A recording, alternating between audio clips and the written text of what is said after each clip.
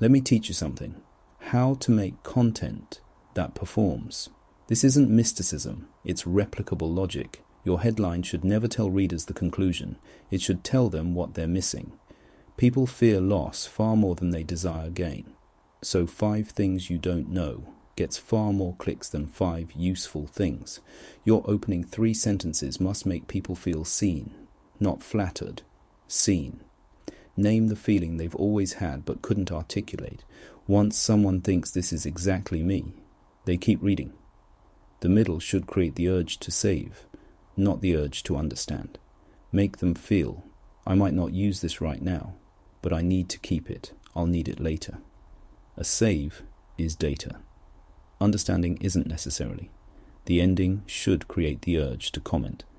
But don't ask them what they think. Create a divide. Make them unable to resist picking a side.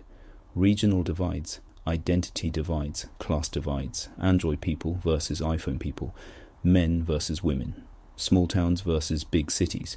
These aren't natural fault lines, they're designed in advance. Because division generates anger, and anger is the emotion that keeps people engaged longest. You get furious playing a competitive game, and you keep playing. Same logic. Every social media platform knows this. They also know people don't like feeling angry, but they can't stop pushing this kind of content because the numbers are too good. High retention, high engagement, high time on platform. Good numbers make investors happy, make fundraising easier, make competitors nervous. So the anger isn't a side effect, it's part of the product design. This logic works. I know it works because I've studied it, but I can't do it. Not because I believe it's wrong. This isn't a moral judgment, not a decision reached after weighing the options. My body won't allow it. Every time I think about engineering those things, engineering your click, your save, your comment, I feel a revulsion I can't quite name. Not toward you, toward myself. The feeling is like being asked to put on a face and perform as someone I'm not. Don't talk to me about endurance. I couldn't last a second. So it's not that I chose not to use this logic, it's that this logic and I are fundamentally incompatible. But you should know, this logic won't disappear because I don't use it. If anything, it will only grow stronger. Once AI drives the cost of content production to nearly zero, this kind of content will exist in quantities that dwarf what we see today. More importantly, when people who mass-produce content find that one method stops working, their first instinct isn't how do we make something more genuine, it's how do we find the next scalable approach. Their logic was never about the content itself. It was always about production efficiency, so that pool will keep filling, keep getting harder to read. This is why I'm writing it out. The same way fraud prevention works, by explaining exactly how the scam operates.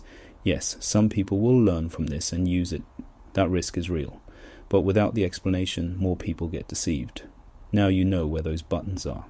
The next time you feel that pull, the compulsion to click, to save, to comment, you'll at least have a moment of pause. Do I actually find this valuable, or have I been engineered?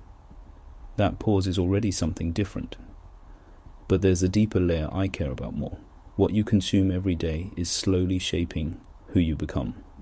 Not in a day, not in a week, but after a long time of continuously feeding your attention to that kind of content, the way you think through problems, your patience for depth, your ability to distinguish the real from the designed, all of it is being quietly molded.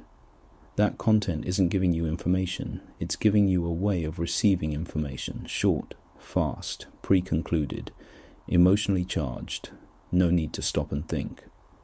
Over time, your patience for any other rhythm disappears. Things that actually require you to sit down start feeling too slow, too effortful, not worth it. Your attention becomes shallower, and you can't feel it happening because the process is slow and silent. The quality of a content ecosystem ultimately doesn't depend on how many good creators exist. It depends on the average level of the audience. Creators follow readers. Markets produce what readers want. So does the algorithm. Every click you make is a vote, telling the entire system what you're asking for, so you think you're choosing content. But that content is also choosing you.